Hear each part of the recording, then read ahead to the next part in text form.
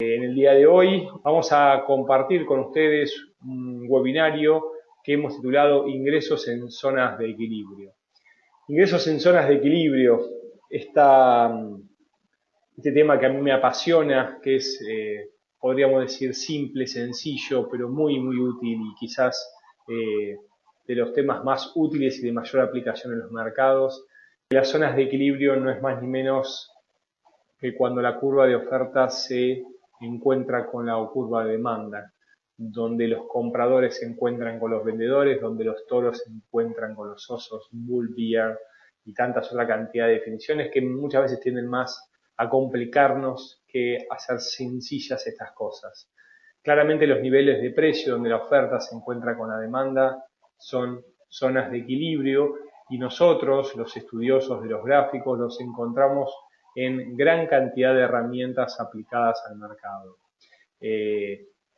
Hay patrones chartistas, hay líneas directrices, líneas de tendencia, niveles críticos, precios cercanos a cero o psicológicos, como se lo dice. Hay cierta cantidad de alternativas en donde aparecen estas zonas de equilibrio. Y bien, ¿para qué se utilizan? Claramente en las zonas de equilibrio los precios tienden a detenerse, tienden a dirigirse.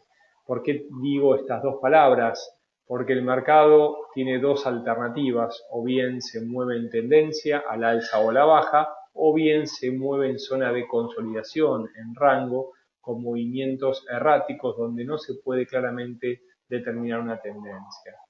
Suele suceder que cuando el movimiento es directriz, es tendencial, tiende a detenerse en niveles de soportes y o resistencias, zonas de equilibrio donde la oferta se equipara con la demanda, donde los que deseaban comprar hasta que el precio llegue a determinado nivel detienen sus compras y donde los vendedores que deseaban vender siempre y cuando tengan ganancias detienen sus ventas.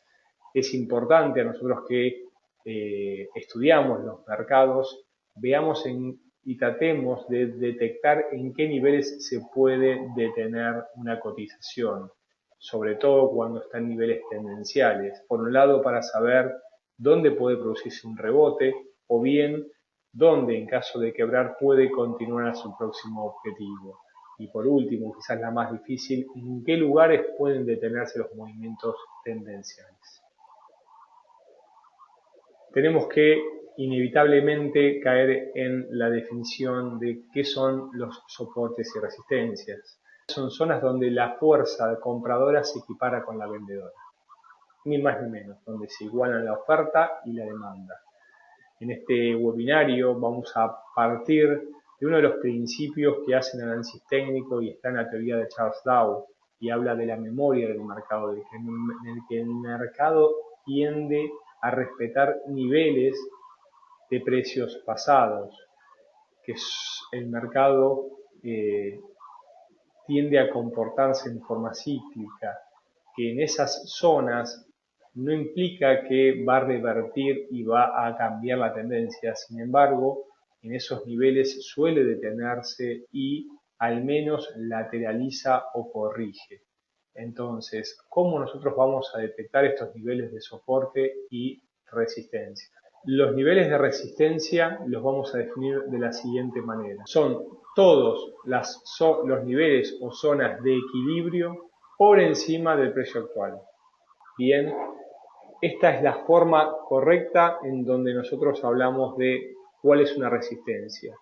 Los analistas técnicos luego trazamos primera zona de resistencia, segunda zona de resistencia, tercera, resistencias diarias, 4 horas semanales. Todo nivel de equilibrio por encima del precio actual se lo denomina resistencia. Dicho esto, los niveles de soporte serán todos los niveles de detención por debajo del precio actual. Viendo en gráficos, en un mercado bajista, cuando el precio comienza a detenerse, se va a encontrar con zonas de soporte y las correcciones se van a denominar resistencia. Cuando vuelve a caer, el precio tiende a detenerse en niveles de soporte, zonas de equilibrio por debajo de los niveles actuales, y cuando corrige o va en sentido contrario a la tendencia, las detenciones se convierten en resistencia. Toda zona de soporte vulnerada es una resistencia, toda zona de resistencia vulnerada se convierte en soporte.